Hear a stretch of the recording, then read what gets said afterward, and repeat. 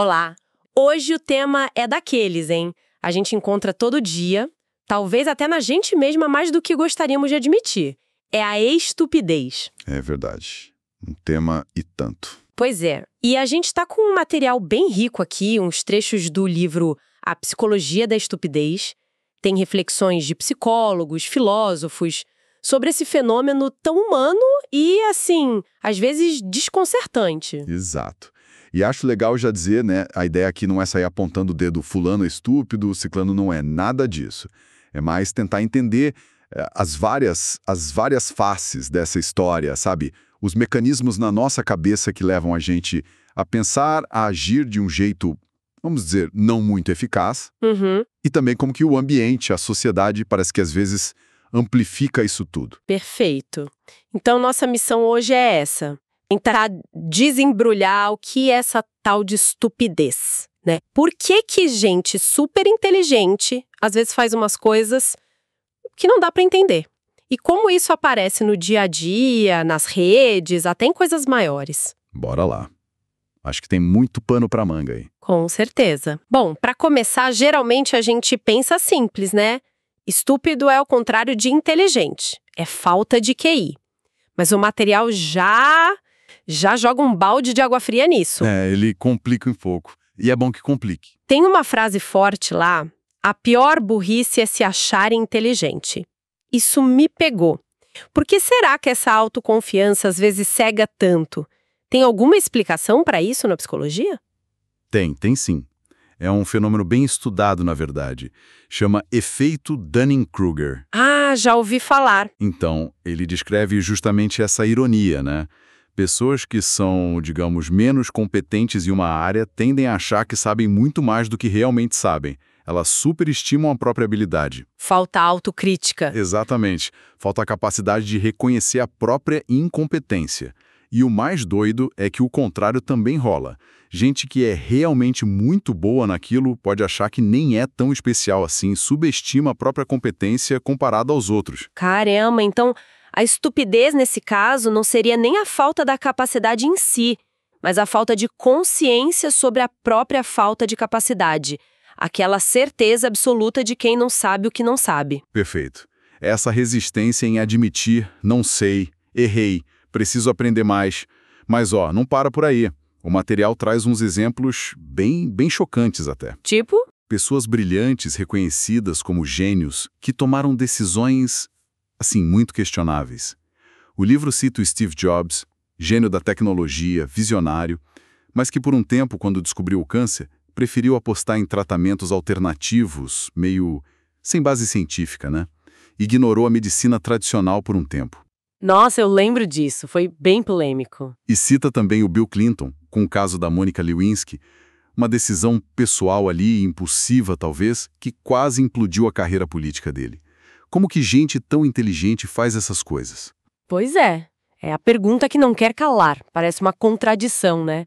Ser brilhante numa coisa e tão imprudente em outra. Então, a chave para entender isso pode estar numa distinção que um psicólogo chamado Keith Stanovich faz. Ele é bem importante nessa área. Qual distinção? Ele separa o que chama de inteligência algorítmica da racionalidade. Explica melhor. A inteligência algorítmica é basicamente o que os testes de QI medem, sabe? Capacidade de processar informação rápido, lógica, memória, resolver problemas abstratos. A potência do motor mental, digamos assim. Ok, o hardware. Isso, boa analogia. Já a racionalidade é outra coisa. É a habilidade de usar essa inteligência toda para tomar boas decisões na vida real, para alcançar seus objetivos de forma eficaz, para ter crenças que batem com a realidade, sabe? É o software e como você usa ele. Ah, saquei. Então dá para ter um hardware super potente, um QI nas alturas, mas usar ele mal. Rodar um software ruim, digamos assim. Tomar decisões que vão contra os próprios interesses ou a lógica do mundo. Exatamente. A pessoa pode ser um gênio da matemática, mas péssima em avaliar riscos no investimento. Ou ótima em debate, mas incapaz de controlar um impulso ou de questionar uma crença muito arraigada. Faz sentido. E tem mais. Um filósofo, o Pascal Engel, eles até sugerem que às vezes a estupidez não é nem falta de razão, mas um excesso de razão mal aplicada. Como assim, excesso de razão? Ele descreve um tipo que ele chama de babaca, no original é con em francês. Não é o burro simples, é aquele cara que adora exibir um raciocínio super complicado, pomposo, cheio de lógica, mas que está totalmente desconectado da realidade prática, do bom senso mais básico. É quase uma racionalização estúpida, sabe? Raciocina demais, mas raciocina torto. Nossa, conheço gente assim, que adora complicar o óbvio para parecer inteligente. Pois é, e o material ainda traz outros perfis de estupidez que não dependem de QI baixo. Lembra do cretino? Lembro, achei interessante essa descrição. Quem descreve é o Aaron James. O cretino, para ele, não é necessariamente alguém com baixo QI. É aquele sujeito que se sente no direito a ter vantagens especiais. Acha que as regras normais não valem para ele. Imune a críticas. O clássico fura-fila, né? Esse é o exemplo perfeito. Mas vai além. É agir como se os outros fossem invisíveis ou inferiores. O ponto interessante do James é que ele diz que isso não vem necessariamente de maldade pura, mas de uma sensação de superioridade tão grande que faz a pessoa genuinamente achar que os outros são irrelevantes por não reconhecerem a sua suposta grandeza. E o mais irônico é que, segundo ele, ter qualidades reais, tipo ser muito inteligente, muito bonito ou muito rico, pode até piorar isso, né? Pode sim, pode acabar alimentando essa bolha de autoimportância, essa sensação de eu mereço tratamento VIP. Reforça o sentimento de direito. Puxa, então, ok. A estupidez é bem mais complexa. Envolve autoconfiança, racionalidade, até esse sentimento de direito. Mas e a nossa própria mente? Como ela nos prega peças? O material fala bastante de vieses cognitivos, né? Aqueles atalhos mentais. Isso, exatamente. É um ponto central. É como se o nosso cérebro viesse com, digamos, 2 sistemas operacionais. Essa é uma ideia que ficou muito famosa com o Daniel Kahneman, que ganhou o Nobel de Economia, inclusive. Sistema 1 e Sistema 2. Esse mesmo. O Sistema 1 é o piloto automático. Rápido, intuitivo, emocional, não gasta energia, pensa rápido, mas adora um atalho. E por isso comete um monte de erros. É o que a gente usa na maior parte do tempo, imagina. Com certeza. Já o Sistema 2 é o piloto consciente. Lento, analítico, exige esforço, é mais lógico. Só que ele é preguiçoso. A gente evita usar se puder. Entendi. E aí muitas das estupidezes que a gente comete no dia a dia vêm justamente disso. Ou o Sistema 1 agindo sozinho e errando, ou o Sistema 2 não sendo ativado para checar as coisas, para pensar com mais calma. E esses atalhos do Sistema 1, os tais vieses, eles nos levam para cada conclusão esquisita, né? O material dá uns exemplos clássicos. Tem aquela heurística da representatividade, quando a gente julga pela aparência, pelo estereótipo e esquece a lógica. Exato. O exemplo clássico é o da Linda. Descrevem ela, 30 e poucos anos, solteira, muito inteligente, engajada em causas sociais na época da faculdade. Aí perguntam, o que é mais provável? Ela ser bancária ou ela ser bancária e feminista? Eu acho que a maioria vai na segunda opção, né? Combina mais com a descrição. Exatamente. A descrição representa melhor o estereótipo de feminista. Só que, pela lógica pura das probabilidades, a chance dela ser só bancária é sempre maior do que a chance de ser bancária e mais alguma coisa, feminista no caso. Uma condição é sempre mais provável que 2 juntas. Mas o nosso Sistema 1 adora uma história que faz sentido, mesmo que os números digam o contrário. Que coisa. E tem o viés de confirmação. Esse é batido, mas é tão real. A nossa mania de só procurar o que confirma o que a gente já pensa e ignorar ou até distorcer o que desafia nossas crenças. Isso deve explicar muita teimosia por aí. Explica demais. É um dos vieses mais fortes. A gente se agarra nas informações que nos dão razão e meio que descarta as outras, né? Isso rola o tempo todo. Desde briga de política na internet até decisão de comprar alguma coisa. Total. E tem outros, né? O da disponibilidade. Sim. Heurística da disponibilidade. Aquilo que está mais disponível na nossa memória porque é recente, ou foi muito chocante, ou a gente ouviu falar muitas vezes, parece mais importante ou mais frequente do que realmente é. Tipo medo de avião logo depois de ver notícia de acidente aéreo. Perfeito exemplo. Mesmo que a estatística mostre que andar de carro é muito mais perigoso, a notícia do acidente está disponível, está vívida na mente. O cérebro usa esse atalho e superestima o risco. Nossa, é quase como se a nossa mente tivesse um monte de bugs de fábrica que abrem a porta para estupidez. E o pior é que saber disso tudo não deixa a gente imune, né? Infelizmente não. A consciência ajuda, claro, mas o sistema 1 é muito rápido, muito automático. É uma luta constante. E o impacto social disso? Quando junta um monte de gente com esses vieses todos. Aí a coisa pode ficar feia. O material lembra daquele experimento clássico do Solomon Asch sobre conformidade social? Aquele das linhas? Esse mesmo. Mostrava uma linha padrão e outras 3 de comparação. A pessoa tinha que dizer qual das 3 era igual a padrão. Uma tarefa super fácil, óbvia. Só que colocava uma pessoa num grupo com um monte de atores, que tinham sido instruídos a dar resposta errada de propósito em algumas rodadas. E aí? Uma parte significativa dos participantes reais começava a concordar com um erro do grupo. Negavam o que os próprios olhos estavam vendo só para não ir contra a maioria. É assustador. Que loucura. E parece que não é só fingir para ser aceito, né? O cérebro da pessoa meio que acredita no erro. Estudos mais recentes, usando neuroimagem, ressonância magnética, sugerem que sim. Em alguns casos, a pressão do grupo parece realmente alterar a percepção da realidade na cabeça da pessoa. O cérebro dela processa a informação de um jeito diferente para se alinhar com o consenso. É como se a estupidez coletiva pudesse literalmente nos cegar. Puxa vida. Isso já conecta direto com outra parte do material, né? Que a estupidez não é só um problema individual. Ela parece que floresce em grupo, na sociedade. O livro fala até numa era da burrice em massa que a internet teria potencializado. Exatamente. O filósofo Pascal Engel, que a gente já citou, ele argumenta que a produção de tolice, ele usa essa palavra, virou uma epidemia. Tolice no sentido de discursos que não estão nem aí para a verdade, sabe? O importante é o efeito, a viralizar, é criar pertencimento, mesmo que seja baseado em bobagem ou mentira.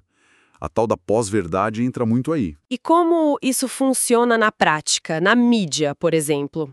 Tem um cara, o Ryan Holiday, que trabalhou com marketing e manipulação de mídia, e ele conta os bastidores disso de forma bem crua no livro. Ah, é? O que ele conta? Ele descreve o mecanismo.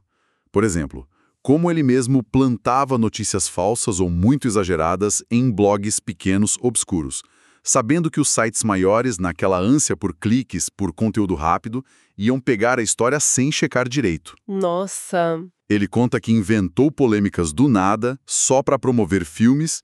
Tipo, ele mesmo vandalizava uns cartazes de um filme que ele estava promovendo e aí vazava a notícia desse vandalismo para a mídia, criando um burburinho artificial. A linha entre informação, entretenimento e publicidade simplesmente desaparece. E a estrutura da mídia digital focada em velocidade e engajamento a qualquer custo acaba recompensando esse tipo de coisa. Que doideira! É quase a estupidez como modelo de negócio. E fora da internet, pensando em grupos menores, no trabalho, na família. Também tem armadilhas perigosas. O material cita um caso bem trágico da companhia aérea Korean Air, lá nos anos 90. Tiveram vários acidentes graves. Lembro vagamente. O que aconteceu? A análise depois mostrou que, em parte, os acidentes estavam ligados a uma cultura de hierarquia extremamente rígida dentro da cabine. Os copilotos e engenheiros de voo simplesmente não ousavam questionar ou contradizer erros óbvios do comandante por respeito excessivo à autoridade. Caramba! O medo de falar levou a decisões fatais. Exatamente. A dinâmica do grupo, a pressão hierárquica, anulou a inteligência e o bom senso individuais. Mostra como a estupidez pode ser um produto do sistema, da cultura organizacional. Isso me lembra outro exemplo que o livro cita, o paradoxo de Abilene. Acho hilário e trágico ao mesmo tempo. Ah, sim. É ótimo esse exemplo. Explica aí. É aquela situação bizarra. Uma família está no Texas, num calor infernal. Alguém sugere ir até Abilene, uma cidade a horas de distância, para jantar. Ninguém está muito afim. A viagem é longa, quente, a comida lá nem é boa. Mas todo mundo concorda porque cada um acha que os outros querem ir E ninguém quer ser o estraga-prazeres. E aí eles vão, né? Vão.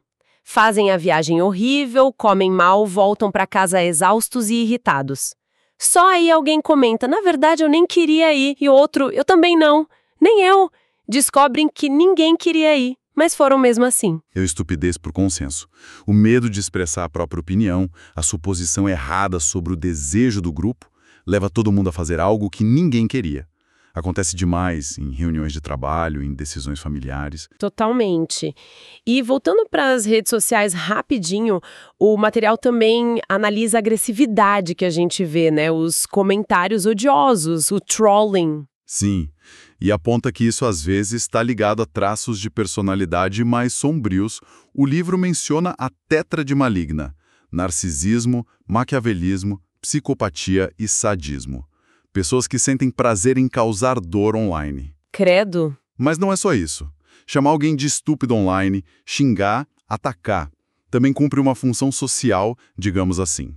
Serve para rotular o outro, para criar uma identidade de grupo, nós os inteligentes contra eles os estúpidos, para afirmar uma hierarquia, mesmo que ilusória.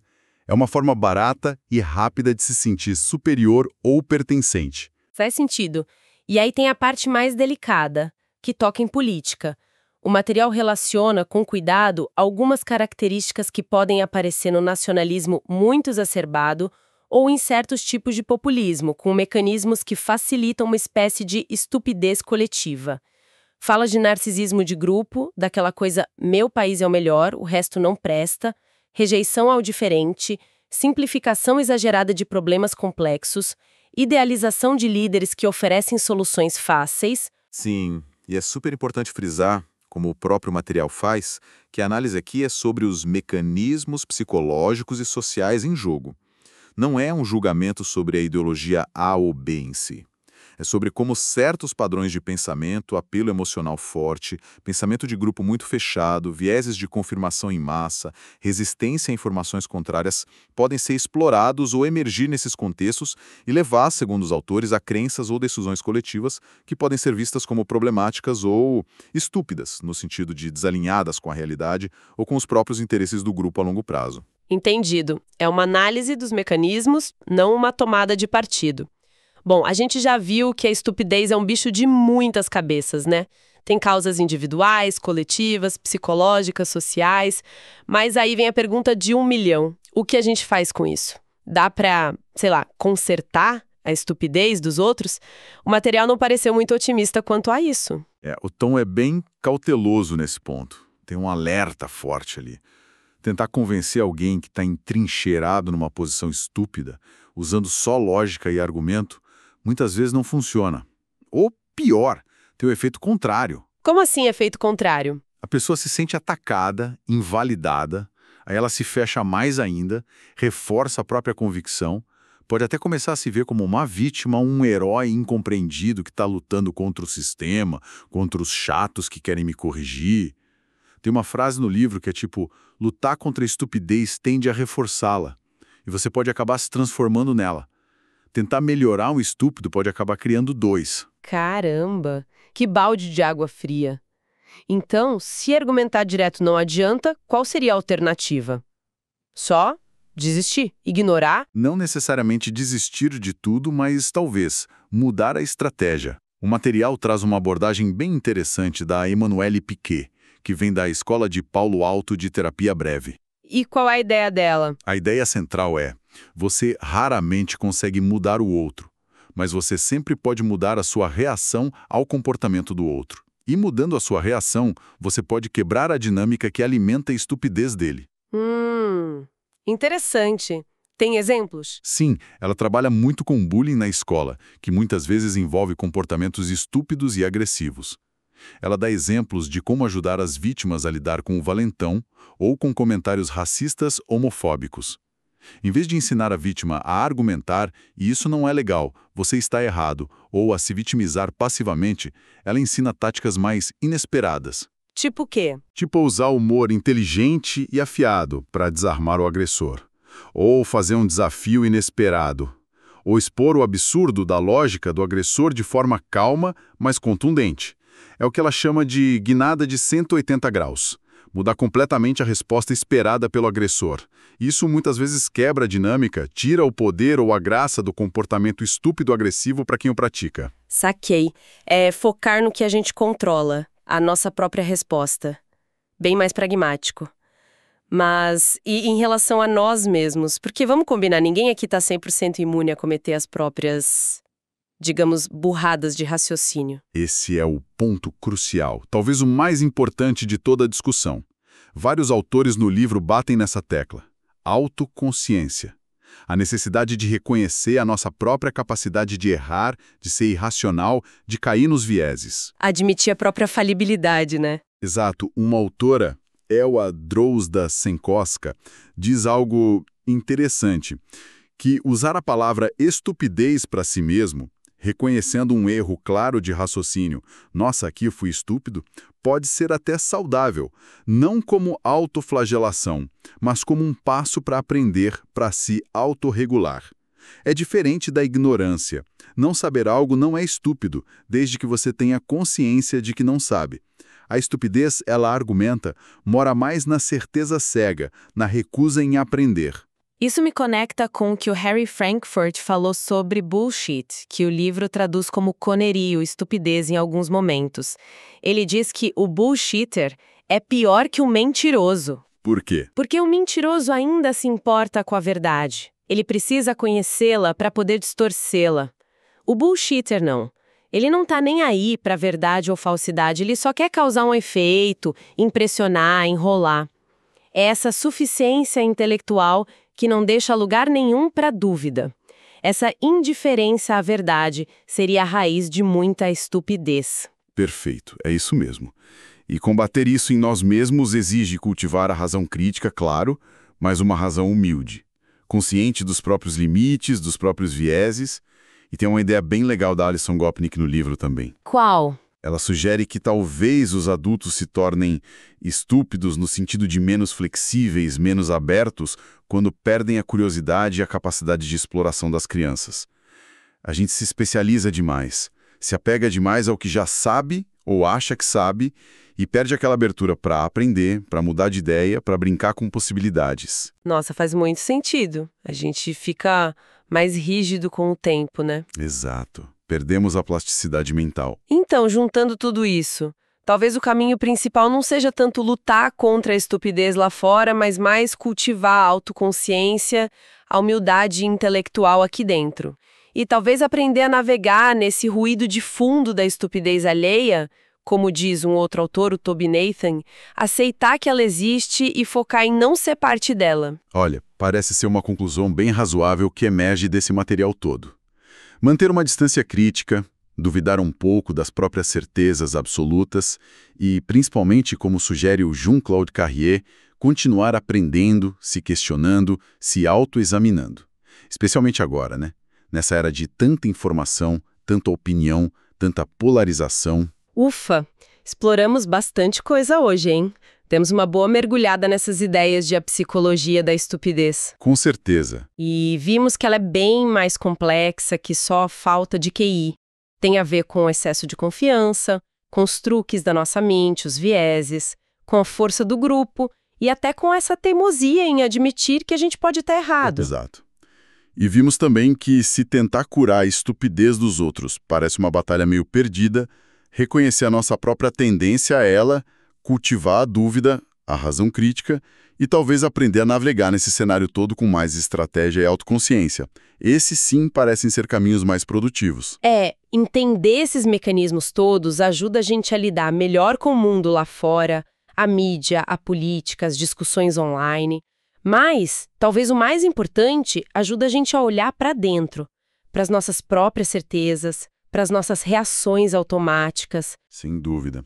E fica, então, talvez uma última reflexão para quem está ouvindo a gente. Nesse mundo que a gente vive hoje, né, tão cheio de certezas gritadas, de informações duvidosas voando por aí, de tribalismo digital. Será que a chave para a gente não cair nós mesmos nas armadilhas da estupidez não seria justamente cultivar ativamente a humildade intelectual? Aquela capacidade de dizer mais vezes, eu não sei. De ouvir o outro lado de verdade, mesmo quando discorda. De ficar um pouco mais confortável com a dúvida, com a incerteza. E quem sabe resgatar um pouquinho daquela abertura infantil para aprender e se surpreender que a Alison Gopnik falou.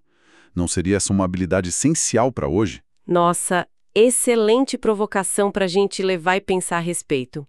Obrigada por acompanhar a gente nesta conversa profunda. Até a próxima! Até a próxima.